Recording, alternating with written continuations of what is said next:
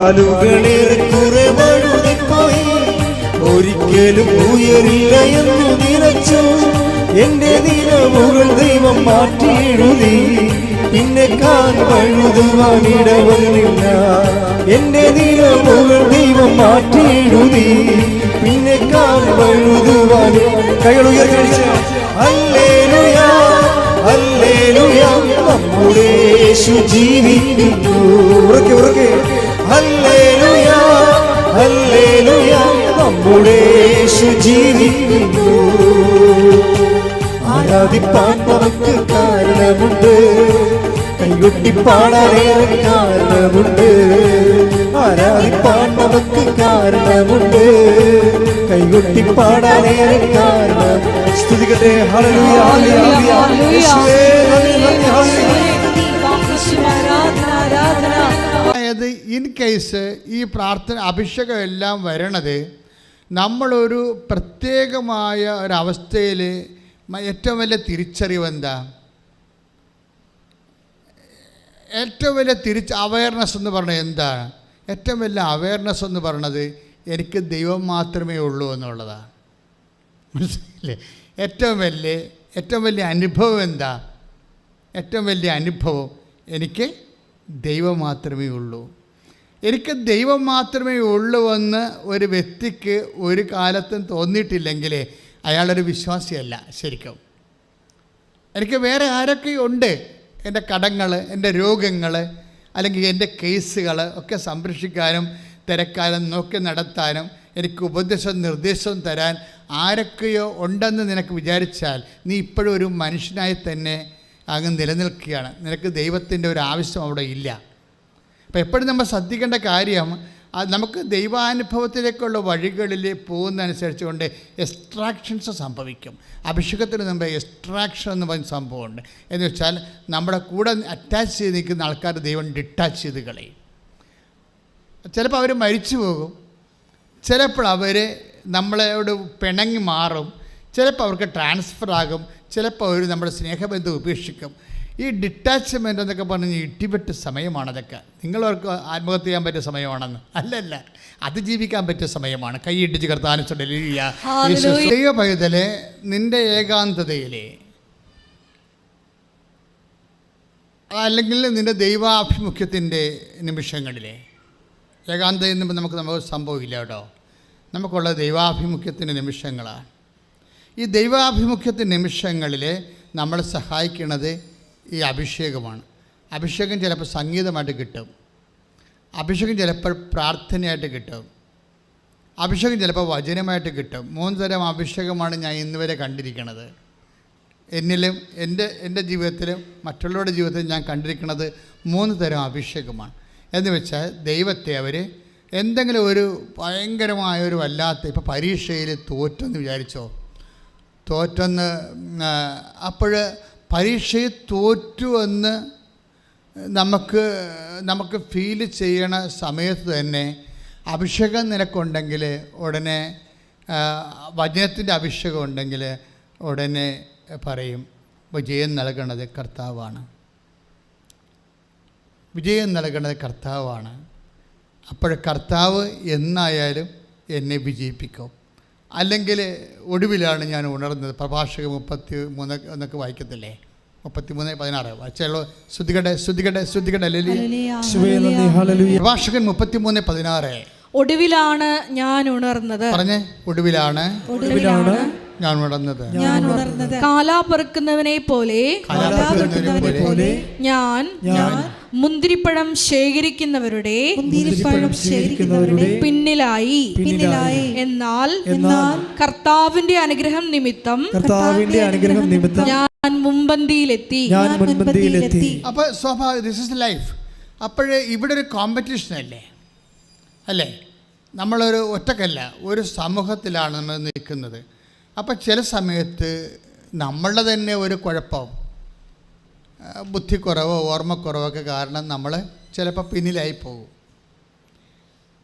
അപ്പോൾ ചിലർക്ക് അധികം വേണ്ടത്ര ബുദ്ധി ഉണ്ടാകത്തില്ല, ചിലർക്ക് വേണ്ടത്ര ഓർമ്മ ഉണ്ടാകത്തില്ല. അപ്പോൾ ചിലർ നമ്മൾ പിന്നിലായി പോകും. ചിലർക്ക് വേണ്ടത്ര ആരോഗ്യം ഉണ്ടാകത്തില്ല, അപ്പോൾ പിന്നിലായി പോകും. ഈ എന്തെങ്കിലും ഒരു കുറവുണ്ടെങ്കിൽ ആ കുറവല്ലത് ശരിക്കും കർത്താവിൻ്റെ ഒരു സാന്നിധ്യത്തിൻ്റെ പ്രസൻസ് പ്ലേസാണത്. അതായത് അതെപ്പോഴും നിങ്ങൾക്ക് മനസ്സിലാക്കണം. നിനക്കൊരു കുറവുണ്ട്, നീ അത് പിന്നിലായി കഴിഞ്ഞാൽ അപ്പം നിന്നെക്കൊണ്ടത് നടക്കത്തില്ല എങ്കിൽ അത് പിന്നെ എന്താണ്? കർത്താവിനെ കൊണ്ട് നടക്കുന്ന, അതാണ് കർത്താവ് എന്നെ മുന്നിലെത്തിച്ചെന്ന് പറയണത്. പക്ഷേ ഈ വചനം അറിയാമെങ്കിലാണ് അഭിഷേകം കിട്ടണത്. മനസ്സിലായ? ഇതിനാണ് നമ്മൾ വചനം പഠിക്കുന്നത്. ഈ വചനത്തിൻ്റെ ഒരു ഗുണം എന്താണെന്നറിയാവോ? വചനത്തിൻ്റെ ഈ മനുഷ്യന്മാരുടെ വചനം അവർ കാല് മാറുമല്ലോ, അങ്ങോട്ടും ഇങ്ങോട്ടും മാറത്തില്ലേ അല്ലേ? വചനമൊക്കെ മനുഷ്യന്മാരുടെ വാക്കുകൾക്കെല്ലാം ഒരു സെക്യൂരിറ്റി ഇല്ല, അവർ അതിലൊന്നും ഉറച്ച് നിൽക്കത്തില്ല. ചിലപ്പോൾ അവർ മുടിയുണ്ടെങ്കിൽ ചായച്ചും ചെരിച്ചും കെട്ടാമെന്ന് പറഞ്ഞ പോലെ അവരങ്ങോട്ടും ഇങ്ങോട്ടും ഇളക്കി പ്രതിഷ്ഠിക്കും. ദൈവം ഇളക്കി പ്രതിഷ്ഠിക്കത്തില്ല. ദൈവം എന്തെങ്കിലും ഒരു വാക്ക് പറഞ്ഞാൽ ആ വാക്കിൽ അതുകൊണ്ട് നമ്മൾ സത്യവചനമെന്ന് പറയണത്. ബാക്കിയുള്ള വചനങ്ങൾ നമ്മൾ സത്യവചനം എന്ന് പറയത്തില്ലല്ലോ. ഇപ്പം സത്യവേദ പുസ്തകം ആ സത്യമായ വചനമാണ്. അപ്പോൾ അതിൽ നിൽക്കും ദൈവം. അപ്പം നമുക്ക് ഒടുവിലാണ് ഞാൻ ഉണർന്നത്. ചിലപ്പോൾ PSC ടെസ്റ്റ്, ചിലർ കഴിഞ്ഞ ദിവസം ഒരു സാക്ഷ്യം ഉണ്ടായത് എന്താണെന്ന് വെച്ച് കഴിഞ്ഞാൽ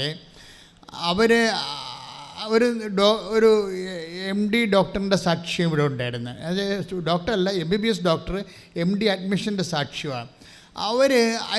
ആ മനുഷ്യൻ അറിഞ്ഞത് ശനിയാഴ്ച രാത്രിയാണ് അറിഞ്ഞത്. അവിടെ അഡ്മിഷൻ ക്ലോസ് ചെയ്യാം, അവിടെ അഡ്മിഷൻ ഉണ്ട്, MDക്ക് അഡ്മിഷൻ ഉണ്ടെന്ന് അറിയണത്. പക്ഷേ ഞായറാഴ്ച എന്ത് പറ്റും? ഞായറാഴ്ച വർക്കിംഗ് ഡേ അല്ലല്ലോ, പിന്നെ തിങ്കളാഴ്ചയാണ്. തിങ്കളാഴ്ച വൈകുന്നേരം 5 മണിക്ക് അഡ്മിഷൻ ക്ലോസ് ആകും. അതിനുള്ളിൽ ഈ മനുഷ്യന് വേണ്ടത് എന്താണ്? ഈ മനുഷ്യന് വേണ്ടത് കമ്മ്യൂണിറ്റി സർട്ടിഫിക്കറ്റ് വേണം അദ്ദേഹത്തിൻ്റെ. അത് വില്ലേജ് ഓഫീസറിൽ നിന്ന് മേടിക്കണം, അല്ലെങ്കിൽ തഹസിൽദാർ തരണം. അത് തഹസിൽദാർ തരണമെങ്കിൽ തഹസിൽദാറിന് അസസ്മെൻറ്റ് നടത്താതെ തരത്തില്ല. അപ്പോൾ ഇതൊക്കെ ഒറ്റ നടക്ക് പോകാത്ത കാര്യമാണ്. അപ്പോൾ പക്ഷേ അദ്ദേഹത്തിൻ്റെ ആകപ്പാടെ സെക്യൂരിറ്റി എന്താണ്? ഉടമ്പടി എടുത്തു എന്നുള്ളതാണ് സെക്യൂരിറ്റി. വേറെ ഒരു സെക്യൂരിറ്റിയുമില്ല. കാര്യം തഹസിൽദാറിൽ നിന്ന് ഈ പേപ്പർ വാങ്ങിച്ചിട്ട് ഇമെയിൽ ചെയ്യണം. ഇമെയിൽ ചെയ്യുമ്പോൾ ഇപ്പോഴുള്ള ഒരു പ്രശ്നം എന്ന് വെച്ചാൽ ഇമെയിൽ ചെയ്യുമ്പോൾ എല്ലാവരും ഇമെയിലല്ലേ ചെയ്യണത്. അതുകൊണ്ട് എപ്പോഴും നെറ്റ് എപ്പോഴും ബിസി ആയിരിക്കും. നെറ്റ് ജാമായി പോകും. അപ്പോൾ വീണ്ടും നമ്മുടെ സമയം പോകും. നെറ്റ് ജാമായെന്ന് പറയണത് ഇന്ന് ഏറ്റവും വലിയ ദുരന്തമാണ്. ജീവിതം ജാമായി പോകണ പോലെയാണ് നെറ്റ് ജാമാകണത് ഈ അന്ത്യനിമിഷങ്ങൾ വെച്ചുകൊണ്ട്. അപ്പോൾ 4 മണിക്ക് നെറ്റ് ജാമായി. പക്ഷെ പിന്നീട് ഏതോ ഒരു സെക്കൻഡ് നെറ്റ് ഓണായപ്പോഴും ഈ മനുഷ്യൻ്റെ കയ്യിൽ സർട്ടിഫിക്കറ്റ് ഈ 5 മണിക്കുള്ളിൽ അദ്ദേഹം ഫയൽ ചെയ്ത് നോക്കിയേ. ഒടുവിലാണ് ഉണർന്നത്, ഒടുവിലാണ് അറിഞ്ഞത് ഇങ്ങനെ ഒരു അഡ്മിഷൻ ഉണ്ടെന്ന് കാര്യം. പക്ഷേ കാലാപെറുക്കുന്നതോടെ മുന്തിരിപ്പഴം ശേഖരിക്കുന്ന കൂട്ടത്തിൽ ഞാൻ പിന്നിലായിപ്പോയി. പിന്നെ ആരാണ് തഹസിൽദാറിനെ കൊണ്ട് ഈ ജാതി സർട്ടിഫിക്കറ്റ് മേടിപ്പിച്ചിരിക്കുന്നത്? ആരാണ് ജാമായിരുന്ന നെറ്റ് ഓൺ ചെയ്തിട്ട് സർട്ടിഫിക്കറ്റ് അപ്ലോഡ് ചെയ്യാൻ പറയുന്നത്? എല്ലാം കർത്താവ്. കൈയിടിച്ച് കർത്താവ്. അപ്പോൾ പ്രഭാഷകൻ 33:16 അഭിഷേകമുള്ള വ്യക്തിയാണെങ്കിൽ ഇതുപോലെ പിന്നിലായി പോകുമ്പോൾ ഉടനെ പരിശുദ്ധാത്മാ ഈ വചനം കോട്ട് ചെയ്തിട്ട് പറയും, കർത്താവ് നിന്നെ മുന്നിലെത്തിക്കും, നീ അതുകൊണ്ട് മുന്നോട്ട് തന്നെ പോവുക. അതാണ് വചനത്തിൻ്റെ അഭിഷേകം എന്ന് പറയണത്. ഈ വചനം എപ്പോഴും നമ്മൾ ശ്രദ്ധിക്കണം. അതായത് ചില വചനങ്ങൾ നിങ്ങളൊന്ന് ഒത്തിരി ഞാനിപ്പോൾ നടന്നു പോകണമെന്ന് വിചാരിച്ചു ഇതിലെ കൂടി. അപ്പോൾ എനിക്ക് ഈ ആൾക്കാരൊക്കെ ഒരുമാതിരിപ്പെട്ടവരൊക്കെ സീനിയേഴ്സ് പണ്ട് മുതലേ ഉടമ്പടി എടുത്ത് അച്ഛൻ്റെ അടുത്ത് വന്ന് രോഗങ്ങളും കാര്യങ്ങളൊക്കെ പറഞ്ഞവരുടെയൊക്കെ മിക്കവാറും തന്നെ എല്ലാവരെയും എനിക്ക് എന്തെങ്കിലും പേരറിയാൻ പാടില്ലെങ്കിലും അടയാളം അറിയാൻ പറ്റും. അപ്പോഴേ ഞാൻ ചില സമയത്ത് തിരക്കി പോണ തിരക്കാണെങ്കിൽ ശരി, ഇതുപോലെ എന്തെങ്കിലും വിഷയം ഉള്ളവരെ കണ്ടാൽ ഞാൻ തോണ്ടും. എന്ന് വെച്ച് കഴിഞ്ഞാൽ എത്രയും വേഗം വന്ന് നിങ്ങൾ റിസൾട്ട് പറയാനാണ് എൻ്റെ അർത്ഥം. ഞാൻ ഫ്രീ ആകുമ്പോൾ വന്നിട്ട് നിങ്ങൾ എന്നോട് ഇപ്പോൾ സ്റ്റാറ്റസ് പറയാനാണ് പറയണത്. എൻ്റെ അർത്ഥം അതുപോലെ തന്നെയാണ്. അത് തന്നെയാണ് ഈ വചനത്തിന് സംഭവിക്കുന്നത്. നിങ്ങൾ ദൈവമായിട്ട് ഒരു ഓൺലൈനിലാണ്, അടുപ്പമാണ്, സ്നേഹമാണ് എങ്കിലേ ചില വചനങ്ങൾ കേൾക്കുമ്പോൾ നിങ്ങളൊന്ന് തോണ്ടും ദൈവം. എന്ന് വെച്ച് കഴിഞ്ഞാൽ ആ വചനത്തോട് വല്ലാത്ത ഒരു അഭിനിറ്റി തോന്നും. മനസ്സിലായില്ലേ? അതാണ് കർത്താവിൻ്റെ തോണ്ടൽ. ഇത് വിവേചിക്കാൻ കഴിയണം. അപ്പം തന്നെ കൊണ്ടുപോയി എഴുതിയിടണം. ഈ വചനം കർത്താവ് അഭിഷേകമായി എനിക്ക് തരാൻ പോകുന്നു. ഇനി കർത്താവ് സഞ്ചരിക്കണ നാഷണൽ ഹൈവേ ആണിത്. ഇനി എൻ്റെ സങ്കടകാലങ്ങളെല്ലാം കർത്താവ് ഇതിലെ കൂടി സഞ്ചരിച്ച് വരും. ഒന്നെങ്കിൽ എനിക്ക് കർത്താവിലേക്ക് ചെല്ലാൻ പറ്റും, അല്ലെങ്കിൽ കർത്താവ് എന്നിലേക്ക് വരും. കർത്താവ് ശരിക്കും പറഞ്ഞാൽ വചനം ഒരു നിൻ്റെ വചനം എൻ്റെ പാദങ്ങൾക്ക് വെളിച്ചമാണെന്ന് പറഞ്ഞ പോലെ തന്നെ അതൊരു പാത കൂടിയാണ് ശരിക്കും പറഞ്ഞാൽ. എന്ന് വെച്ചാൽ ഒരു വചനം അഭിഷേകമായിട്ട് ഒന്ന് പ്രാർത്ഥിച്ച മക്കളെ, നെഞ്ചത്ത് കൈവച്ച് പ്രാർത്ഥിച്ച്, കർത്താവായ ദൈവമേ, എൻ്റെ ജീവിതത്തിലെ നിന്റെ സാന്നിധ്യം അനുഭവിക്കുവാൻ വചനങ്ങളുടെ വഴികളെ തുറന്നു തരണമേ. വചനങ്ങളെ അഭിഷേകമായി നൽകണമേ. എനിക്ക് വേണ്ടി സംസാരിക്കപ്പെട്ട വചനങ്ങള് വിവേചിക്കാൻ എനിക്ക് അഭിഷേകം നൽകണമേ. ഇപ്പൊ ഞാൻ പ്രാർത്ഥനയുടെ അഭിഷേകം പറഞ്ഞില്ലേ, അതായത് എനിക്ക് എന്തെങ്കിലും ഞെക്കൽ തോന്നിയാൽ ഞാൻ ഓട്ടോമാറ്റിക്കായിട്ട് ഞാൻ പോലും അറിയാതെ എൻ്റെ മനസ്സ് ജപമാലിങ്ങനെ ചൊല്ലിക്കൊണ്ടിരിക്കും. അല്ലെങ്കിൽ ഒറ്റക്കായാൽ മതി. ആൾക്കാരെല്ലാം പോയി കഴിയുമ്പോൾ എൻ്റെ മുറി ഒറ്റക്കാണെങ്കിൽ ഇരിക്കണമെങ്കിൽ ജപമാല നമ്മൾ എടുത്ത് ഒന്നും ചെല്ലേണ്ട കാര്യമില്ല, മനസ്സിങ്ങനെ ജപമാല ചൊല്ലിക്കൊണ്ടിരിക്കും. അത് ഓട്ടോമാറ്റിക്കായിട്ട് വർക്കൗട്ട് ചെയ്യും. ഇതുപോലെ എൻ്റെ മക്കൾ പ്രാർത്ഥനയുടെ അഭിഷേകം പ്രാപിച്ചിരിക്കണം. അത് ഭയങ്കര സീരിയസാണ്. അല്ല നിങ്ങൾക്ക് പുസ്തകം കാണാതെ പ്രാർത്ഥിക്കുന്ന, അല്ലെങ്കിൽ മൊബൈൽ നോക്കി പ്രാർത്ഥിക്കുന്ന ആ ഇൻസ്ട്രുമെൻ്റൽ അത് മാറിയിട്ട് അനോയിൻറ്റ് പ്രയറിൻ്റെ ഒരു മോഡിലേക്ക് ഇത് റീഫോർമാറ്റ് ചെയ്യണം. അതായത് നമ്മൾ ഏറ്റവും ടോപ്പ് അഭിഷേകത്തിന് ഏറ്റവും ടോപ്പ് ജപമാലയാണ്. കാര്യം അതിലാണ് ഈ ആവർത്തനങ്ങളുള്ളത്. പക്ഷെ നമുക്ക് അഭിഷേകം കിട്ടാത്തത് എന്താണെന്നറിയാമോ? നമ്മൾ ആവർത്തനം നാക്കുകൊണ്ടാണ് നടത്തുന്നത്. അതുകൊണ്ടാണ് ശബ്ദം ഉണ്ടാക്കി നമ്മൾ നടത്തുന്നതാണ്. നമ്മളത് മനസ്സിൽ പിടിക്കണില്ല സംഭവം. അപ്പോൾ അതായത് പ്രാർത്ഥിക്കുമ്പോൾ കൃപ നിറഞ്ഞവളെ സ്വസ്തി എന്ന് പറയുമ്പോൾ മാലാഖയുടെ കൂടെ ഞാനും എൻ്റെ മനസ്സ് കൈകൂപ്പും. കൃപ നിറഞ്ഞവളെ സ്വസ്തി, കർത്താവ് നിന്നോട് കൂടെ. അതൊക്കെ പറയുമ്പോൾ നമ്മുടെ കണ്ണങ്ങോട്ട് നിറഞ്ഞു പോകും. കാര്യം സത്യമായ കാര്യമല്ലേ നമ്മൾ പറയണത്. അപ്പോൾ ഇതുപോലെയാണ് അതിങ്ങനെ ആവർത്തിക്കുകയാണെങ്കിൽ ആ ജപമാല അഭിഷേകമായിട്ട് അങ്ങോട്ട് മാറും. വചനം ആവർത്തിക്കുന്ന വചനം, നിങ്ങളെ തോണ്ടുന്ന വചനമില്ലേ, അത് എഴുതിയിടണം. എന്തിനും അത് ഇടയ്ക്കിടയ്ക്ക് എടുത്ത് നോക്കണം. അങ്ങനെ നോക്കി വരുമ്പോൾ കർത്താവ് ആ വചനം തരും. പിന്നെ ഇതൊന്നുമില്ലെങ്കിൽ ഇത് വചനം അറിയാൻ പാടില്ല, പ്രാർത്ഥന അറിയാൻ പാടില്ല. നിങ്ങളൊരു നോൺ ക്രിസ്ത്യനാണെന്ന് വിചാരിച്ചോ, ഇതിനെക്കുറിച്ച് ഒന്നും അറിയാൻ പാടില്ല. നിങ്ങൾക്ക് എളുപ്പം അഭിഷേകം കിട്ടാനുള്ള സംഭവമുണ്ട്. എന്താണ് അത്? പാട്ടാണ്. നോൺ ക്രിസ്ത്യൻസ് എപ്പോഴും ശ്രദ്ധിക്കേണ്ട കാര്യം, നിങ്ങൾക്ക് പെട്ടെന്ന് അഭിഷേകം കിട്ടാൻ പറ്റിയത് പ്രാർത്ഥനകൾ കുറച്ചുകൂടി കോംപ്ലിക്കേഷൻ ആണെങ്കിൽ ഏറ്റവും നല്ല ടോപ്പ് പാട്ടാണ്. ഈ ദിവസങ്ങളിൽ വേറൊരു രസമുണ്ടായി. അതായത് ഞാൻ നമ്മുടെ ഉടമ്പടി ധ്യാനമാണല്ലോ. അപ്പം നമ്മളെന്താ ചെയ്യണമെന്ന് വെച്ച് കഴിഞ്ഞാൽ, ഞാനെല്ലാ സാക്ഷ്യങ്ങളും ഇങ്ങനെ കർത്താവ് ഏത് പാലത്തിലാണ് കയറിയിരിക്കണത്, കർത്താവ് ഏത് വഴിയിൽ കൂടിയാണ് വരണത്, കർത്താവ് എന്ത് വാഹനത്തിലാണ് വരണത്, ഞാനിങ്ങനെ സാക്ഷ്യങ്ങളെല്ലാം ഇങ്ങനെ ശ്രദ്ധിച്ചുകൊണ്ടേയിരിക്കും. കാര്യം അതെല്ലാം ദൈവത്തിൻ്റെ വരവാണല്ല. അപ്പോൾ ഓരോരോ വ്യക്തികളുടെ ജീവിതത്തിൽ വ്യത്യസ്തമായ രീതിയിലല്ലേ ദൈവം വരണത്. അപ്പോൾ ഈ ദിവസങ്ങളിലൊരു സാക്ഷ്യം ഞാൻ കേട്ടു. കാര്യം ഉടമ്പടി ധ്യാനമാകുമ്പോൾ ഉടമ്പടി സാക്ഷ്യ വിചാരങ്ങളാണ് എപ്പോഴും, അതിൻ്റെ വചനാംശങ്ങളാണ് നമ്മൾ നോക്കുന്നത്. നിങ്ങൾക്ക് ഞാനത് പകർന്നു തരും, വിശ്ലേഷിച്ച് തരും. അപ്പോൾ നിങ്ങൾക്കതിൻ്റെ കണ്ടൻസ് പിടികിട്ടുമ്പോൾ നിങ്ങൾ അതിൻ്റെ അകത്ത് കൂടുതൽ ഇൻവെസ്റ്റ് ചെയ്യുമ്പോൾ നിങ്ങൾക്ക് കൂടുതൽ ഏണിങ്സ് ഉണ്ടാകും. അതാണ് ഞാൻ ഈ ഉടമ്പടി ധ്യാനത്തിലൂടെ ഉദ്ദേശിക്കുന്നത്. അപ്പോൾ ഈ ദിവസങ്ങളിൽ ഞാൻ കേട്ട നല്ല സാക്ഷ്യങ്ങളൊന്ന് വിനോദിനിയുടെ സാക്ഷ്യമാണ്. വിനോദിനി എന്ന് പറഞ്ഞ ഒരു നല്ല ഡ്രാമാറ്റിസ്റ്റ് ഉണ്ട്. അതായത് നമ്മുടെ ഈ സംഗീത നാട അക്കാഡമി, ഞാൻ അക്കാഡമിയിൽ ഫോക്കൽ അക്കാഡമി, സാഹിത്യ അക്കാഡമിയിൽ ഞാൻ സ്റ്റേറ്റ് മെമ്പറായിരുന്നു. അപ്പോൾ എനിക്ക് സംഗീത അക്കാഡമിയിലും പലപ്പോഴും പ്രോഗ്രാമിനൊക്കെ പോകേണ്ടി വരും. സംഗീത അക്കാഡമിയുടെ കൂടെ പ്രവർത്തിക്കേണ്ടി വരും. അപ്പോൾ ഗവൺമെൻറ് ഓർഗനാണ് ഇതെല്ലാം. അപ്പോൾ വിനോദിക്ക് 2 പ്രാവശ്യം സ്റ്റേറ്റ് അവാർഡ് കിട്ടിയ ആളാണ് സംഗീത നാട അക്കാഡമിയിൽ നിന്ന്. ഒരു പ്രാവശ്യം KCBCയുടെ നാടക അവാർഡ് കിട്ടിയ ഒരു നടിയാണ്. പ്രൊഫഷണൽ നാടക നടിയാണ്. അപ്പോൾ പ്രൊഫഷണൽ നാടക നടി ഹരിപ്പാടുള്ളതാണ്. അപ്പോൾ അവർ ഒരു ദിവസം വന്ന് ഉടമ്പടി എടുത്തു.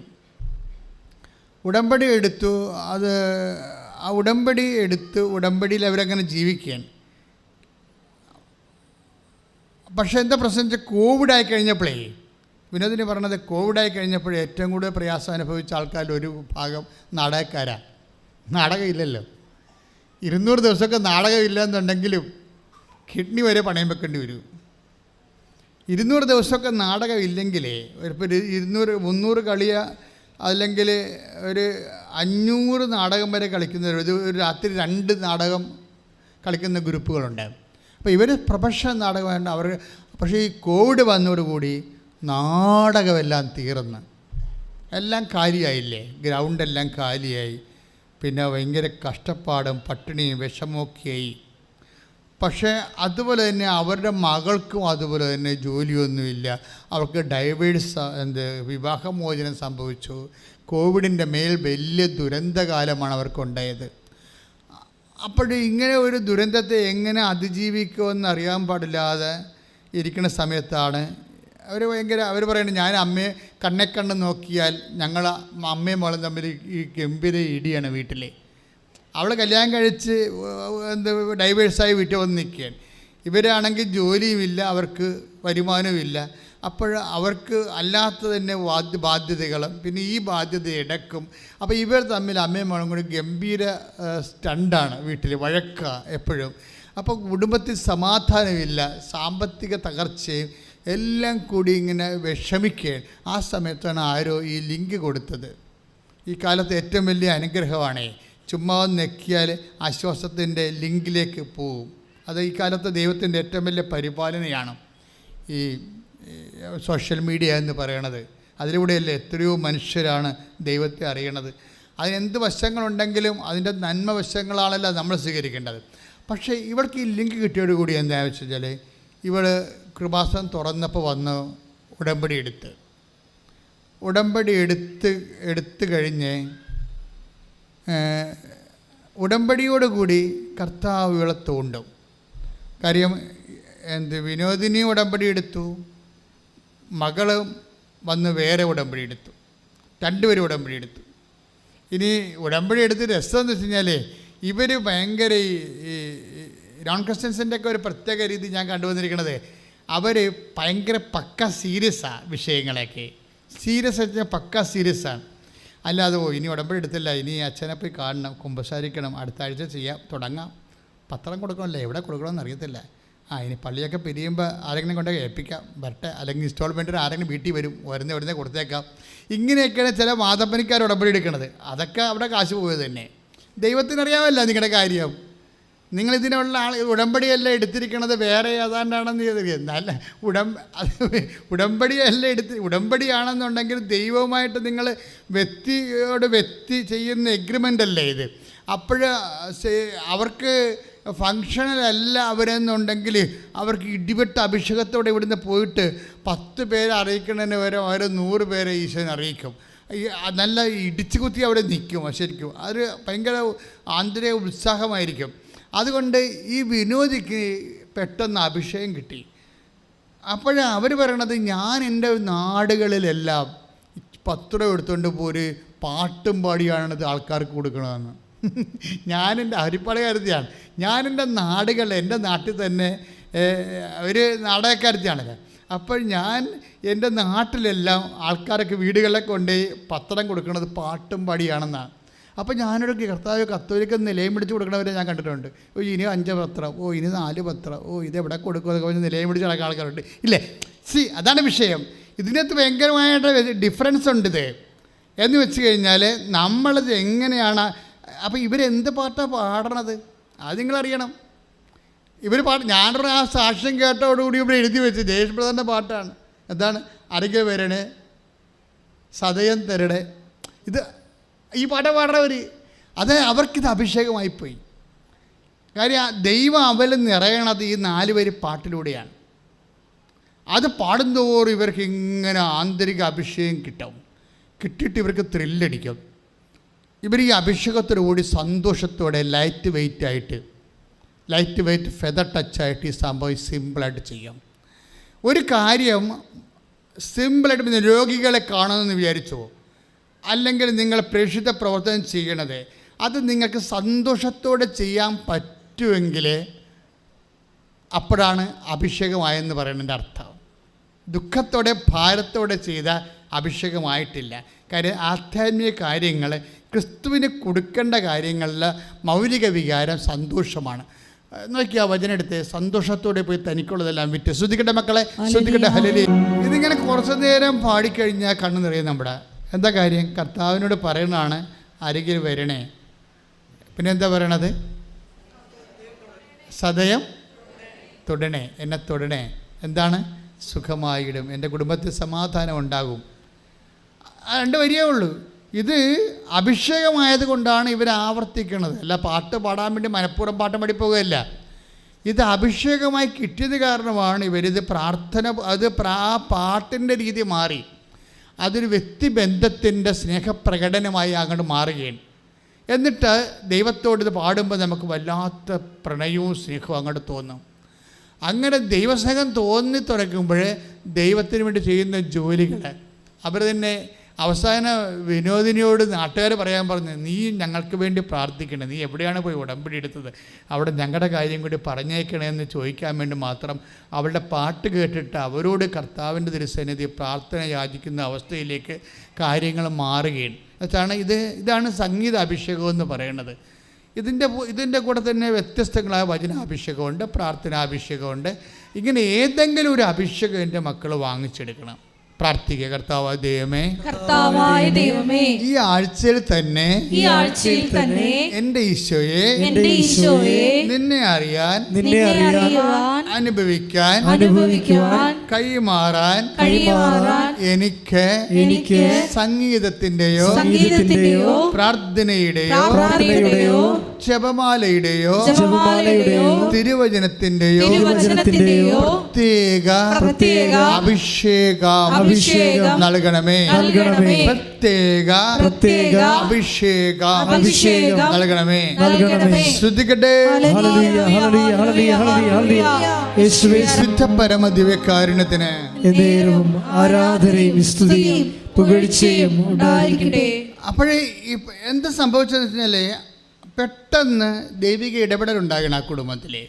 പെട്ടെന്ന് അതിനകത്ത് ഏറ്റവും രസം എന്ന് പറയുന്നത് ഇവളുടെ പേരക്കുട്ടിയാണ്, ഈ മകളുടെ കുഞ്ഞുണ്ടല്ലോ. ഇവർ പ്രാർത്ഥനയുടെ സമയം തെറ്റിച്ച കുഞ്ഞ് അമ്മയെ വിളിക്കും, അല്ലെങ്കിൽ അമ്മുമ്മയെ വിളിക്കും, മാതാവിനോട് പ്രാർത്ഥിക്കണില്ലേ എന്ന് ചോദിക്കും. എന്നിട്ട് കുഞ്ഞൊരു മുറിയിരുന്ന് പ്രാർത്ഥിക്കും, അവളുടെ അമ്മ ഒരു മുറിയിരുന്ന് പ്രാർത്ഥിക്കും, വിനോദിന് വേറെ ഇരുന്ന് മുറിയിരുന്ന് പ്രാർത്ഥിക്കും. അവർ മൂന്ന് മുറിയിരുന്ന് പ്രാർത്ഥിക്കുക. അപ്പോൾ ആ കുടുംബത്തിൻ്റെ എല്ലാം ആ പണ്ട് കണ്ണെ കണ്ട ചാടി വെട്ടാൻ പറ്റുന്ന ആൾക്കാരുടെയൊക്കെ ഒതുക്കം കണ്ടില്ലേ, എന്തൊരു സമാധാനത്തിലേക്ക് പോവുകയാണ്, സന്തോഷത്തിലേക്ക്. അതോടുകൂടി ദൈവിക ഇടപെടുണ്ടായി. അവൾക്ക് അപ്പം തന്നെ എംപ്ലോയ്മെൻറ്റിന് അവളെ വിളിക്കും, അവൾക്ക് ഒരു കൊല്ലത്തേക്ക് വർക്ക് അവിടുന്ന് കൊടുക്കും. അത് പകുതി ആകുമ്പോൾ തന്നെ അവൾ ഗൾഫിലേക്ക് ഖത്തർ എയർവേസിലേക്ക് പോകും. പെട്ടെന്നാണ് കുടുംബത്തിൻ്റെ മുഴുവൻ മുഖച്ഛായ ദൈവം മാറ്റിക്കളയും. അതായത് നമ്മൾ ഇൻവെസ്റ്റ് ചെയ്യുമ്പോൾ ഇതിപ്പോൾ ഇതിന് തീർക്കണമല്ല, ഇതിന് 90 ദിവസം ഉണ്ടാകുമല്ല, 90 ദിവസം കഴിയുമ്പോൾ നടക്കുമായിരിക്കുമല്ലേ, നടന്നാൽ കൊള്ളാമെന്നൊക്കെ പറഞ്ഞ് ഇങ്ങനെയുള്ള ആൾക്കാരാണ് അനുഭവങ്ങൾ കുറഞ്ഞു വരുന്നത്. അതുകൊണ്ട് നിങ്ങൾ പേടിക്കണ്ട. നിങ്ങൾക്ക് കാര്യം അറിയാൻ പാടില്ലാത്തതുകൊണ്ട് വന്നപ്പെട്ടപ്പോൾ നിങ്ങളിതിനകത്ത് ഈ ചെയ്യണ ഓരോ കാര്യവും ദൈവസ്നേഹത്തോടെ ചെയ്യണം. എൻ്റെ മക്കൾ എപ്പോഴും ശ്രദ്ധിക്കേണ്ട ഒരു കാര്യമാണ്. നമുക്കൊരു വിഷയം നമുക്ക് ഫങ്ഷൻ ചെയ്ത് ഒരിക്കലും കർത്താവിനെ തൊടാൻ പറ്റത്തില്ല. കർത്താവിനെ തൊടണമെങ്കിൽ മിഷൻ ചെയ്യണം. തമ്മിൽ ഭയങ്കര വ്യത്യാസമുണ്ട്. നമ്മൾ പല ആൾക്കാരും ചെയ്യണത് ഫങ്ഷനാണ്. ഫങ്ഷൻ എന്ന് പറഞ്ഞാൽ എന്താണ്? ഇപ്പം എന്നെ പഠിപ്പിക്കുന്ന സാറുണ്ട്, ഇന്നും ജീവിച്ചിരിപ്പുണ്ട്. ഒരു വിജയ് സാറ് മരിച്ചുപോയി. അതിലേക്ക് അദ്ദേഹത്തിൻ്റെ മരണം പോലും ഞാൻ അറിഞ്ഞില്ല. എനിക്ക് മലയാളമൊക്കെ ടേസ്റ്റ് എനിക്ക് വന്നത് വിജയ് സാർ പഠിപ്പിച്ചപ്പോഴാണ്. 9ാം ക്ലാസ്സിലും 8ാം ക്ലാസ്സിൽ വെച്ച് പഠിപ്പിച്ചതാണ്. അപ്പം ഞാൻ ഇന്ന് ഓർക്കും. പക്ഷേ എന്നെ കണക്ക് പഠിപ്പിച്ച സാർ ഇന്നും ജീവിച്ചിരിപ്പുണ്ട്. അപ്പോൾ കണക്ക് പഠിപ്പിക്കുമ്പോൾ എപ്പോഴും ഞങ്ങളോട് പറയുന്നൊരു സംഭവമുണ്ട്, എടാ മക്കളെ എനിക്കിത് അറിയത്തില്ല ഈ കണക്ക്. സാറ് ക്ലാസ്സിൽ പറഞ്ഞാണേ 10ാം ക്ലാസ്സിൽ, ഇത് പുതിയ സിലബസാണ്, എനിക്കറിയത്തില്ല.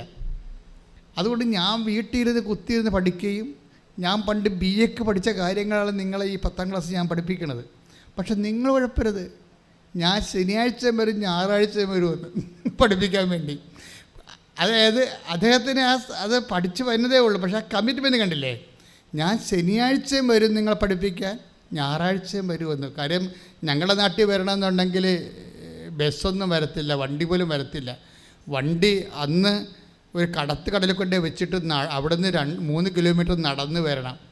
അപ്പോൾ അങ്ങനെ വന്നിട്ട് ഞായറാഴ്ച ശനിയാഴ്ച ഞാൻ വരുമെന്ന് അദ്ദേഹം പറയണത്. അപ്പോൾ ആ ഒരു ആത്മാർത്ഥത കാണുമ്പോൾ നമ്മൾ കൊതിയോടെ അത് പഠിച്ചു പോകും. അത് ടീച്ചർ ഫങ്ഷൻ അല്ല ചെയ്യണത്, മിഷനാണ് ചെയ്യണത്. അതാണ് ഇപ്പോഴും ജീവിച്ചിരിക്കണം കണ്ടല്ലേ, ആൾ മിഷൻ ചെയ്തിരിക്കണത്. ഇതുപോലെ ഓരോ കാര്യവും നമുക്ക് ഫങ്ഷനായിട്ട് ചെയ്യാം. ഇപ്പോൾ കഴിഞ്ഞ ദിവസങ്ങളിൽ ഒരു സാക്ഷ്യം ഉണ്ടായെന്ന് വെച്ചാൽ, ഒരു മൊഡ്യൂൾ പോയി ഹിയറിങ്. നേരത്തെ ഉടമ്പടി എടുക്കുമ്പോൾ 3 മൊഡ്യൂൾ പോകുമായിരുന്നു IELTS. ഉടമ്പടി എടുത്തു കഴിഞ്ഞപ്പോൾ കിട്ടുമെന്ന് ഉറപ്പായിട്ട് വിശ്വസിച്ചെങ്കിലും ഒരു മൊഡ്യൂൾ പോയി. ഒരു മൊഡ്യൂൾ പോയപ്പോൾ അവൾ എന്താ ചെയ്തിരിക്കണത്, അവൾ ഇവിടെ വന്നിച്ചും അത് മുഴുവൻ റീഫോർമാറ്റ് ചെയ്ത്. അത് വെച്ച് കഴിഞ്ഞാൽ നടപടിക്രമങ്ങൾ മാറ്റി. അവർ വന്നിട്ട് അവൾ പറയുന്നുണ്ട്, ആ കുട്ടി പറയുന്നുണ്ട്, അതായത് എനിക്ക് ഈ രോഗികളെ എങ്ങനെ പോയി കാണും, നമ്മൾ ആശുപത്രി ചെയ്യുമ്പോൾ കന്യാസ്ത്രീമാർ കടത്തി വിടുവോ, രോഗികളോട് എന്ത് സംസാരിക്കും, നമ്മൾ സംസാരിക്കുമ്പോൾ അവരെന്തിങ്ങോട്ട് പറയും, അവരോട് അവർ പറയണത് അവരോട് നമ്മൾ സംസാരിക്കണത് അവർക്ക് ഇഷ്ടപ്പെടുമോ, ഇങ്ങനെ കുറേ നൂലാമാലകൾ ഇവർ അത് ഉഴപ്പിയാണ് സംഭവം ചെയ്യണത്. തരുമ്പോൾ അവിടെ അഭിഷേകം ആയിട്ടില്ല സംഭവത്തിന്. രോഗികളെ കാണുന്നതിന് പ്രത്യേക അഭിഷേകമുണ്ട്. കാര്യം എന്താ, അത് ഇപ്പോൾ ഇന്ന ആളിന് അഭിഷേകമെന്ന് പറയാൻ പറ്റത്തില്ല. ഇപ്പം കഴിഞ്ഞ വർഷങ്ങളിൽ ഇവിടെ ഒരു മാർക്സിസ്റ്റ് പാർട്ടിയുടെ, അവർ പണ്ട് മാർക്സിസ്റ്റ് പാർട്ടിയിലായിരുന്നു, ഞാൻ ഇവിടെ ഈ വർക്ക് ചെയ്യുന്ന കാലത്ത് അവർ പഞ്ചായത്ത് മെമ്പറായിരുന്നു അവിടുത്തെ. അപ്പോൾ ഇവിടെ ഹോസ്പിറ്റൽ മിഷൻ തുടങ്ങിയപ്പോൾ അവർ കൈ പൊക്കി കൂട്ടത്തിൽ ആദ്യത്തെ ആളാണ്, ഞാൻ ആശുപത്രിയിൽ പോകാമെന്നും പറഞ്ഞു. അപ്പോൾ അവരെന്നാ ചെയ്യുന്നത് വെച്ച് കഴിഞ്ഞാൽ, അവർ പത്രം വാങ്ങിച്ചിട്ട് തുറവൂരുകാരത്തിയാണ്, ഇപ്പോഴും ഇവിടുത്തെ മെയിൻ പ്രവർത്തകയാണ്. അവർ പത്രം വാങ്ങിച്ചിട്ട് തുറവൂരിന്ന് ഇതുപോലെ അമ്പലപ്പുഴ പോയി ആശുപത്രി ഇരുന്ന്, കായംകുളത്തും പോയി ആശുപത്രി ഇരുന്ന് ഈ പത്രം കൊടുക്കുക. അപ്പോൾ ചില രോഗികൾക്ക്, പ്രായമുള്ള രോഗികൾക്ക് കണ്ണ് കാണത്തില്ലല്ലോ. അപ്പോൾ അവർ കൊച്ചേ കണ്ണ് കാണുന്നില്ലെന്ന് പറയുമ്പോഴേ ഇവർ ആ പത്രം അവിടെ ഇരുന്നുകൊണ്ട് അവരെ വായിച്ച് കേൾപ്പിക്കും, കണ്ണ് കാണാൻ പാടില്ലാത്തവരെ. അതാണ് ഫങ്ഷൻ, അതാണ് മിഷൻ എന്ന് പറയണത്. അവർ അക്രൈസ്തവ ഈഴവ സഹോദരിയാണ്, മാസ്റ്റർ പാർട്ടിയുടെ പ്രവർത്തകയാണ്. പക്ഷേ ഇതിനവർക്ക് അഭിഷേകമുണ്ട് അവർക്ക്. പക്ഷേ അതേസമയം തന്നെ മറ്റുള്ളവർക്ക് പത്രം കിട്ടുമ്പോൾ കണ്ണ് കാണാൻ പാടില്ല, എന്താ ചേട്ടൻ വായിക്കണ്ട, കണ്ണ് കാണാവുന്നവർക്ക് കൊടുക്കാമെന്ന് പറഞ്ഞ് അടുത്ത ബെഡേ പോയി കൊടുക്കും. ഇതിനാണ് ഫങ്ഷൻ എന്ന് പറയണത്. ഇതാണ് ഫങ്ഷൻ എന്ന് പറയണത്. മിഷൻ എന്ന് പറയണത് കണ്ണ് കാണാൻ പാടില്ലേ, കുഴപ്പമില്ല ചേട്ടാ, ഇത് കർത്താവിൻ്റെ വചനങ്ങളാണ്, ഇത് ഞാൻ വായിച്ച് ഏൽപ്പിച്ച് തരാമെന്ന് പറഞ്ഞാൽ കട്ടിലിരുന്നിട്ട് വായിച്ച് ഏൽപ്പിച്ച് കൊടുക്കും. ഇത് ചെയ്യണത് ആരാ? നോൺ ക്രിസ്ത്യൻസാണ് ചെയ്യണത്. അതാണ് പ്രശ്നം. ഉടമ്പടിയുടെ ഹാർവസ്റ്റിംഗ് നോക്കിയാൽ നിങ്ങൾക്കറിയാം, റേറ്റിംഗ് ഒപ്പത്തിനൊപ്പം നിൽക്കുകയാണ്. അതായത് ഉടമ്പടിയുടെ ഹാർവസ്റ്റിംഗ് നോക്കുമ്പോൾ ആർക്കാണ് ഇൻവെസ്റ്റ് ചെയ്യാൻ പറ്റുന്നത്, ആർക്കാണ് ദൈവസ്നേഹത്തോടു കൂടി ഇൻവെസ്റ്റ് ചെയ്യാൻ പറ്റണത്, അവർ കൂടുതൽ കൊയ്യും. ആർക്കാണ് കൊടുക്കണത്, ആ സന്തോഷത്തോടെ പോയി ആ വചനം വായിച്ചോളൂ. ശ്രുതികട്ടെ ഹല്ലേലൂയ. മത്തായി 13:44. മത്തായി ശ്ലീഹ സുവിശേഷം 13-ാം അധ്യായം 44-ാമത്തെ വാക്യം വായിച്ചോളൂ. സ്വർഗരാജ്യം വയലിൽ ഒളിച്ചു വെച്ചിരിക്കുന്ന, ഏറ്റു പറഞ്ഞ സ്വർഗരാജ്യം വയലിൽ ഒളിച്ചു വെച്ചിരിക്കുന്ന നിധിക്ക് തുല്യം. അത് കണ്ടെത്തുന്നവൻ അത് മറച്ചു വെക്കുകയും സന്തോഷത്തോടെ പോയി തനിക്കുള്ളതെല്ലാം വിറ്റ് ആ വയൽ വാങ്ങുകയും ചെയ്യുന്നു. അപ്പോഴേ ക്രിസ്തുവിനെ നേടാൻ വേണ്ടി നമുക്ക് ഉള്ളത് ചിലപ്പോൾ ഉറക്കമാണ്. ഞാൻ എൻ്റെ ജീവിതത്തിൽ ഒത്തിരിയേറെ ഉറക്കം കൊടുത്തിട്ടുണ്ട് ദൈവത്തിന്. കാര്യം 2 മണി വരെ ഇരുന്നൊക്കെ വായിക്കുകയും പഠിക്കുകയും പ്രാർത്ഥിക്കുകയും, രാത്രി തന്നെ 12 മണി തൊട്ട് 2:30 മണി വരെ നിന്ന് 10 കൊല്ലം സെമിനാരി പ്രാർത്ഥിച്ചിട്ടുണ്ട്.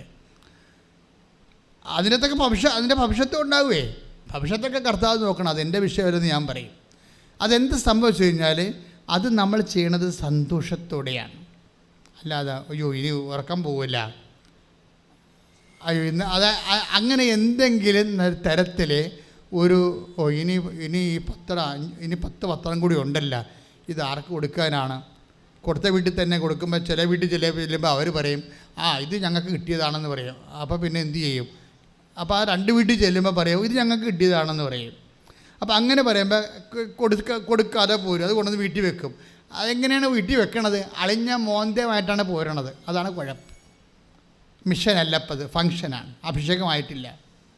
അപ്പോൾ അഭിഷേകമായിട്ടില്ല. മറിച്ച് അവർക്ക് കൊടുക്കാൻ പറ്റത്തില്ലെങ്കിൽ അടുത്ത വീട്, ഏത് വീടാണ് പത്രം കിട്ടാത്തത് അവിടം വരെ പോകാനുള്ള സന്തോഷം ഉണ്ടാകണം. കാര്യം മിഷൻ ചെയ്യണത് അങ്ങനെയാണ്, മറ്റതെല്ലാം ഫങ്ഷനാണ്. പ്രാർത്ഥിക്കുക, കർത്താവായ ദൈവമേ അഭിഷേക വഴികളിലെ ഫങ്ഷൻ അല്ലാതെ മിഷൻ ചെയ്യാൻ സന്തോഷത്തോടെ ചെയ്യാൻ എനിക്ക് പ്രത്യേക അഭിഷേകം നൽകണമേ. ശ്രുതികട്ടെ. ചിലരിങ്ങനെ പുതുക്കി ഉടമ്പടി മുന്നേറണ കാണാം.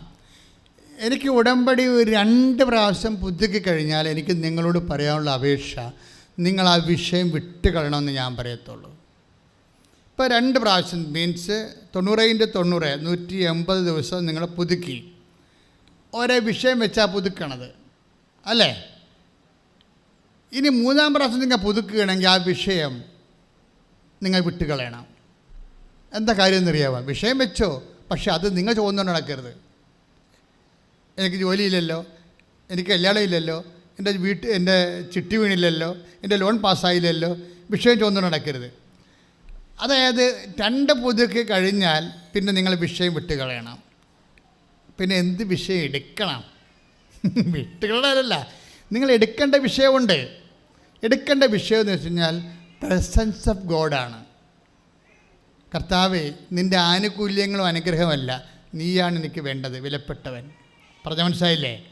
നമ്മുടെ കാര്യം ഈ നൊവേന ദിവ്യകാരുണ്യ ആരാധനയിൽ ഇവിടെ കൂടുമ്പോഴല്ലേ സാന്നിധ്യമുള്ളൂ. ദിവ്യകാരുണ്യ ആരാധന വെക്കുമ്പോഴേ ആ ആരാധന നടക്കുന്ന സമയത്താണ് അതിൻ്റെ സാന്നിധ്യം നമുക്ക് സംലഭ്യമാക്കണത്. അത് കഴിയുമ്പോൾ കുർബാന അടക്കം ചെയ്യും. പക്ഷേ ഉടമ്പടിയെ സംബന്ധിച്ചിടത്തോളം ഈ സാന്നിധ്യം ദേവാലയത്തിൻ്റെ പുറത്തേക്ക് പോകും. പറഞ്ഞ മനസ്സിലായില്ലേ? ഈ വ്യത്യാസമുണ്ട്. ഈ വ്യത്യാസം മനസ്സിലാക്കണം. നിങ്ങൾ പുതുക്കി കഴിയുമ്പോൾ ഉടനെ എൻ്റെ ജോലി, എൻ്റെ വീട്, എൻ്റെ വിവാഹം എന്ന് പറഞ്ഞ് ഇപ്പോഴും നിങ്ങൾ ആ വിഷയത്തിൻ്റെ അടിസ്ഥാനം മാറ്റിയിട്ട് നിങ്ങളുടെ വിഷയം, എൻ്റെ വിഷയമേ കർത്താവേ നീയാണെന്ന് പറയണം. എന്താണ്? കാര്യം ഉടമ്പടിയുടെ പ്രധാനപ്പെട്ട ദൈവത്തിൻ്റെ നിയോഗം എന്താണ്? പ്രസൻസാണ്. മറ്റ് ജപമാലയിൽ നിന്ന്, നൊവേനയിൽ നിന്ന്, പള്ളികളിൽ നടക്കുന്ന ആരാധനകളിൽ നിന്ന് ഉടമ്പടിയെ വ്യത്യസ്തമാക്കുന്നത് ഈ പ്രസൻസാണ്. പ്രസൻസ് എന്ന് വെച്ച് കഴിഞ്ഞാൽ ദൈവസാന്നിധ്യം. ഉടമ്പടി ചെയ്യുമ്പോൾ ആദ്യമായിട്ട് എബ്രഹാത്തിനോട് ചെയ്തപ്പോഴും, അതുപോലെ തന്നെ മോസസിനോട് ചെയ്യുമ്പോഴും, ജോഷുവയോട് ചെയ്യുമ്പോഴും ദൈവം പറയണത് ഈ സാന്നിധ്യമാണ്. എന്താണ്? I will be with you wherever you go, I will come with you. എവിടെ നീ പോയാലും ഞാൻ നിൻ്റെ കൂടെ വരും. അപ്പോൾ ഉൽപ്പത്തി 33:14 ജോഷുവ 9:1. അതെല്ലാം ഇതെല്ലാം സാന്നിധ്യത്തിൻ്റെതാണ്. ഈ സാന്നിധ്യം ഉടമ്പടിയിലുള്ള ഈ വാഗ്ദാനം ചെയ്തിരിക്കുന്ന ദൈവത്തിൻ്റെ സാന്നിധ്യം ഏറ്റവും കൂടുതൽ അനുഭവിക്കണത് ഇക്കാലത്ത് മനുഷ്യർ അനുഭവിക്കുന്നത് മരിയൻ ഉടമ്പടിയിൽ നിന്നാണ്. അങ്ങനെയാണ് ഈ സഞ്ചാരി മാതാവൊക്കെ വന്നത്. കഴിഞ്ഞ ദിവസങ്ങളിൽ ഒരു സാക്ഷ്യമുണ്ടായി. ജയമോള് തെരേസ സുനിൽ മണർകാട് പാലക്കാട് മണർകാടിൽ നിന്ന് തെരേസ സുനിൽ എന്നും പറഞ്ഞൊരു മോള് സാക്ഷ്യമായി.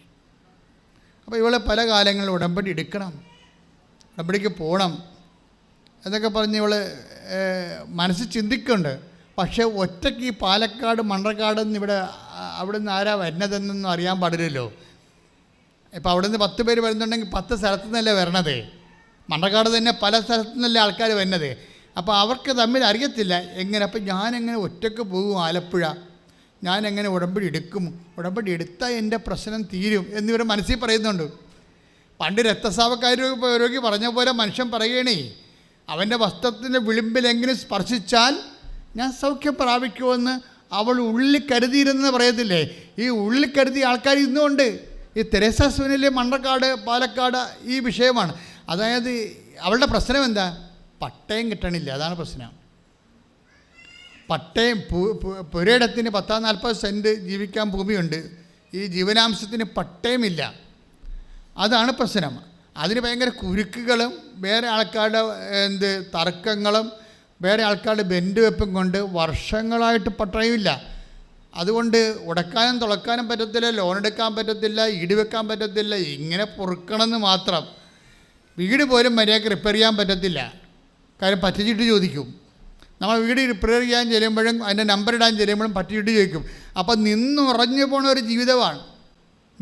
അപ്പം പട്ടയം കിട്ടുന്നത് നമുക്ക് നിസ്സാരമാണ്, അത് അനുഭവിക്കുന്നവർക്കറിയാം. നിന്നുറഞ്ഞു പോണ ജീവിതമാണ്.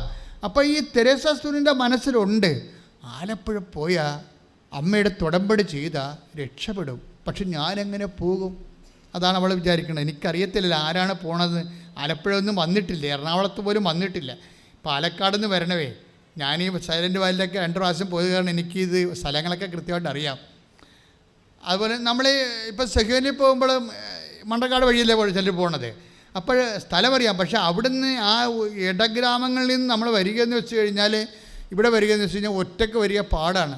അപ്പോൾ ഇവളിങ്ങനെ സങ്കടപ്പെടും, മാതാവേ ഞാൻ എങ്ങനെ വരും, ആരെങ്കിലും എന്നെ കൂട്ടുകൊണ്ട് പോയിച്ചെങ്കിൽ, ഇവിടെ വരണ ആരെങ്കിലും കണ്ടേച്ചെങ്കിൽ, എങ്കിലും കാശൊക്കെ വേണ്ടേ, ഇവിടെ വന്ന് പോകണമെന്ന് വെച്ചാൽ 1000-800 രൂപയെങ്കിലും വേണ്ടേ എന്ന് വിചാരിച്ച് എങ്ങനെ ഇരിക്കുക, മടുത്തും മടിഞ്ഞുമൊക്കെ ഇരിക്കണ സമയത്ത് ഒരു ദിവസം ഒരു ചാരമേഘം ഇവളുടെ മുറിയിലോട്ട് കയറി വരും. അപ്പോൾ ഇവിടെ ആകെപ്പാട് തണുത്തു പോകും. ഒരു ചാരമേഘം ഇങ്ങനെ കയറി വരും അവളുടെ മുറിയിലോട്ട്. ഉടനെ ഇവളങ്ങ് തണുത്തു പോകും. അതോടുകൂടി ഇവള് വിളിച്ച് കൂട്ടുകാരത്തെ വിളിക്കും, എടി ഒരു ചാരമേഘം വന്നു എന്നെ തണുപ്പിച്ചെന്ന് പറയും. ഉടനെ കൂട്ടുകാരത്തി പറയും, എടി അത് കൃപാസനം മാതാവാണ്, നീ പോയി ഉടമ്പടി ചെയ്യ്, നിൻ്റെ പട്ടയത്തിൻ്റെ കാര്യം അമ്മ ചെയ്തു തരുമെന്ന് പറയും.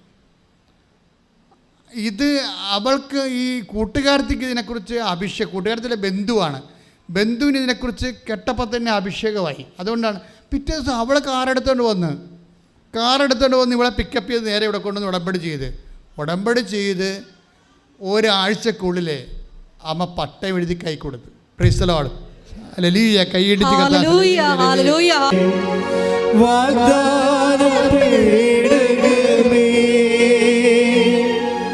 സ്വർഗീയ പൊന്മരരേ, കൃപാസനത്തിൻ്റെ അമ്മേ,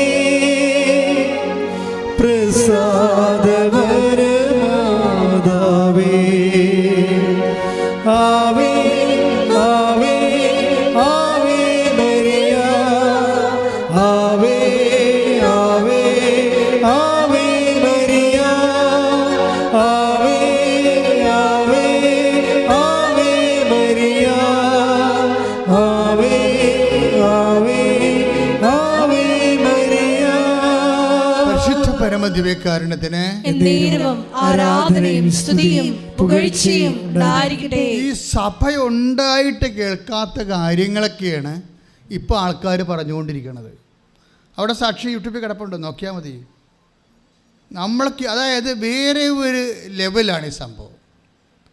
അതുകൊണ്ടാണ് ഞാൻ പറഞ്ഞത് നിങ്ങൾ കുറച്ച് വൃത്തിയായിട്ട് ഇൻവെസ്റ്റ് ചെയ്യണമെന്ന് പറഞ്ഞതിൻ്റെ കാരണം എന്ന് വെച്ച് കഴിഞ്ഞാൽ, ഒക്കുക എന്ന് പറഞ്ഞ് ചില ആൾക്കാർ പിടിച്ചു വെച്ചാണ്, വിട്ടുകൊടുക്കാതെയാണ് ഉടമ്പടി എടുക്കുന്നത്. അതുകൊണ്ടാണ് നിങ്ങൾക്ക് ലാഗ് ചെയ്യണത്. ചിലക്ക് താമസിക്കുന്നില്ലേ. ഇപ്പോൾ പല കാര്യങ്ങളും വിട്ടുകൊടുക്കാതെയാണ് ചെയ്യണത്. ഇപ്പോൾ പറഞ്ഞു, ഇപ്പോൾ ഒരു അവളുടെ 3 മൊഡ്യൂൾസ് പോയപ്പോൾ ഉടമ്പടി ചെയ്ത് കഴിഞ്ഞപ്പോൾ എല്ലാം കിട്ടുമെന്ന് വിചാരിച്ചു. പക്ഷേ ഒരു മൊഡ്യൂൾ പോയി. അപ്പോൾ അവളെന്താ ചെയ്തിരിക്കണത്? അവൾ നേരെ പാലായിൽ നിങ്ങോട്ട് വന്നിട്ട് 5 കെട്ട് പട്ടണം മേടിച്ചുകൊണ്ട് പോയി. മനസ്സിലായില്ലേ? അതാണ് വിഷയം. അതിനെ രീതി മാറ്റിക്കളഞ്ഞു. രീതി മാറ്റിയിട്ട് 2-3 ഗവൺമെൻറ് ആശുപത്രിയിൽ പോയി രോഗികളെല്ലാം കണ്ട്. എന്ത് സംഭവം വെച്ച് കഴിഞ്ഞാൽ, ദൈവം ഒന്ന് തോപ്പിക്കുമ്പോൾ നമ്മൾ അതിന് പൂർവാധികം ശക്തി പ്രാപിച്ചുകൊണ്ട് നമ്മുടെ വിശ്വാസവും വിശ്വസ്തതയും അങ്ങോട്ട് പ്രകടിപ്പിച്ച് കഴിയുമ്പോൾ ദൈവത്തിൻ്റെ ഒരു ഗുണം എന്താ? ദൈവം വിശ്വസ്തനല്ലേ. അപ്പോൾ നീ വിശ്വസ്തത കാണിച്ചാൽ പിന്നെ ദൈവം പിന്നെ അവിടെ ഒന്നും വർക്ക് ചെയ്യത്തില്ല. കാര്യം നീ അത് ഇപ്പോൾ കണക്ക് സാറിനെ പോലെ നിൻ്റെ കണക്കും വഴിയും ശരിയാണെങ്കിൽ ഫുൾ മാർക്ക് കിട്ടും. ദൈവത്തിൻ്റെ രീതി അതാണ്. ഇപ്പം നമ്മൾ എക്കണോമിക്സ് അല്ലെങ്കിൽ ഹിസ്റ്ററി എത്ര എഴുതിയാലും നമുക്ക് 100 മാർക്കിൻ്റെ അപ്പം 20 മാർക്കിൻ്റെ ചോദ്യം ഹിസ്റ്ററിയാണ് നമ്മൾ എഴുതണമെങ്കിൽ, അല്ലെങ്കിൽ മലയാളമാണ് എഴുതണമെന്നുണ്ടെങ്കിൽ സാറ് നമുക്ക് 20 മാർക്കിൻ്റെ ചോദ്യത്തിന് 20 മാർക്കും തരത്തില്ല. അവർ 18 മാർക്ക് തരും മാക്സിമം. 2 മാർക്ക് വല്ല തെറ്റും ഉണ്ടാകുന്ന അവർ സ്വയം ഗണിക്കും. ഒരു തെറ്റും ഉണ്ടാകത്തില്ലേ അവർ. പക്ഷേ ഈ സ്വയം ഗണിതം കണക്കിലില്ല. കണക്ക് വഴിയും സത്യം ഉത്തരം കറക്റ്റാണെങ്കിൽ അതിൻ്റെ 20 മാർക്കും കിട്ടും. ദൈവം ഈ കണക്കിൻ്റെ ആളാണ്. എന്ന് വെച്ചാൽ നീ വിശ്വസ്തതയാണ് കാണിച്ചിരിക്കണമെന്നുണ്ടെങ്കിൽ ദൈവത്തിന് വിശ്വസ്ത വെള്ളം ചേർക്കത്തില്ല, അതിനോട് ഇരട്ടി നിനക്ക് കാണിച്ചു തരും. 3ാമത്തെ പുതുക്കിലേക്കാണ് നിങ്ങൾ വന്നിരിക്കണമെങ്കിൽ വിഷയം വിട്ട് കളയണം. പിടിയാ, ഇനി വിഷയം കൊണ്ടിരിക്കരുത്. വിഷയം എഴുതണമേ, വിഷയം എഴുതാതിരിക്കരുത്. വിഷയം പക്ഷേ നിങ്ങളെ തലയെ കൊണ്ട് നടക്കരുത്. നിങ്ങൾ തലയെ കൊണ്ട് നടക്കേണ്ടത് എന്താണ്? കർത്താവേ, നിൻ്റെ സാന്നിധ്യത്താൽ എന്നെ അഭിഷേകം ചെയ്യണമേ. കാര്യം ഉടമ്പടി പോലെ സാന്നിധ്യത്തെ വാഗ്ദാനം ചെയ്യുന്ന മറ്റൊരു പ്രാർത്ഥനയില്ല. കാര്യം നീ ചെയ്യണ എല്ലാ കാര്യങ്ങളും കർത്താവിൻ്റെ സാന്നിധ്യം ഉറപ്പുവരുത്തുന്നതാണ്.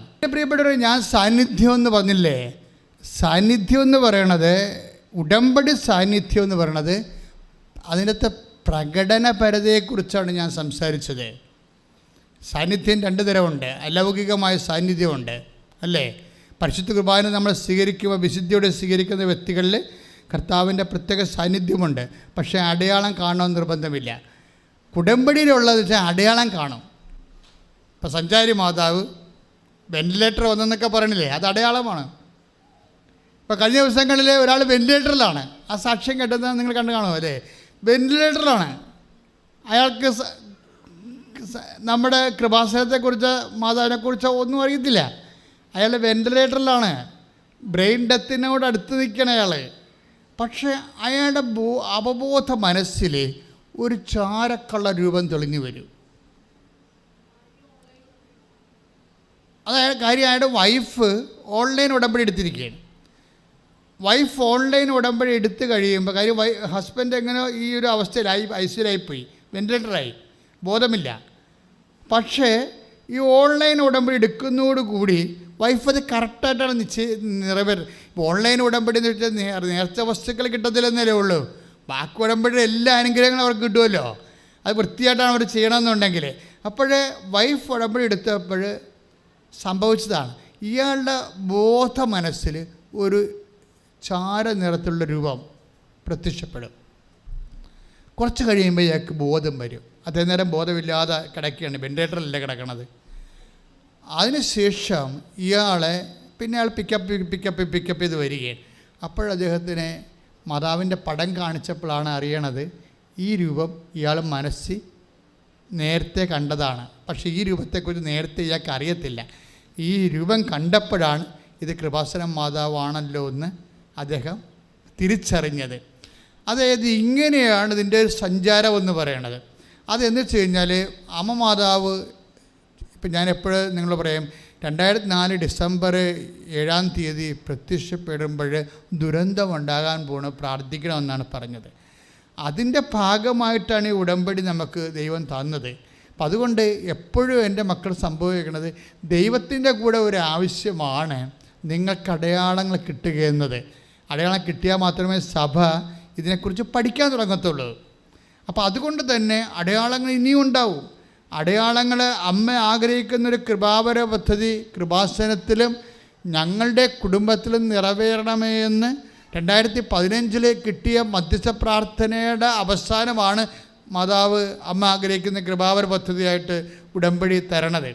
ഉടമ്പടി അന്ന് മുതൽ ഇങ്ങോട്ട് നമ്മൾ ഇന്ന് വരെ കാണാത്ത അടയാളങ്ങളിലൂടെയുള്ള ഒരു ആത്മീയ മുന്നേറ്റമാണ് നടക്കുന്നത്. അപ്പം അതുകൊണ്ട് എൻ്റെ മക്കൾ, ദൈവമായിട്ട് നമുക്ക് ഇത്ര കണ്ണെ കണ്ണ് കാണെ കൈയെ കൈ കൊടുക്കാവുന്ന ഒരു റിലേഷനിലേക്ക് നമ്മൾ എത്തുകയാണ്. ഈ ഒരു ബോധം ഈ ഉടമ്പടി ചിലർക്ക് 1-ാം ഉടമ്പടി എടുക്കുമ്പോൾ തന്നെ ഉണ്ടാകും, ചിലർക്ക് 2-ാം ഉടമ്പടി എടുക്കുമ്പോഴായിരിക്കും ഉണ്ടാകുന്നത് പുതുക്കുമ്പോൾ, ചിലർക്ക് 3-ാം ഉടമ്പടി എടുക്കുമ്പോഴായിരിക്കും അവർക്ക് തിരിച്ചറിവ് വരണത്. ഞാനിങ്ങനെ പ്രസംഗിക്കുന്നത് നിങ്ങൾക്ക് ആദ്യമേ തിരിച്ചറിവ് വരാൻ വേണ്ടിയാണ്. പ്രാർത്ഥിക്കുക. കർത്താവ് ദൈവമേ, ഉടമ്പടി എടുക്കുന്ന എല്ലാവർക്കും ഉടമ്പടിയുടെ ആഴങ്ങളിലുള്ള ആത്മബന്ധത്തിന് വേണ്ടിയുള്ള ദൈവത്തിന്റെ അഭിവാഞ്ചയെ അനുഭവിച്ചറിയുവാൻ അതനുസരിച്ചുകൊണ്ട് സ്വയം സമർപ്പിതരാകുവാൻ പ്രത്യേക അഭിഷേകം നൽകണമേ.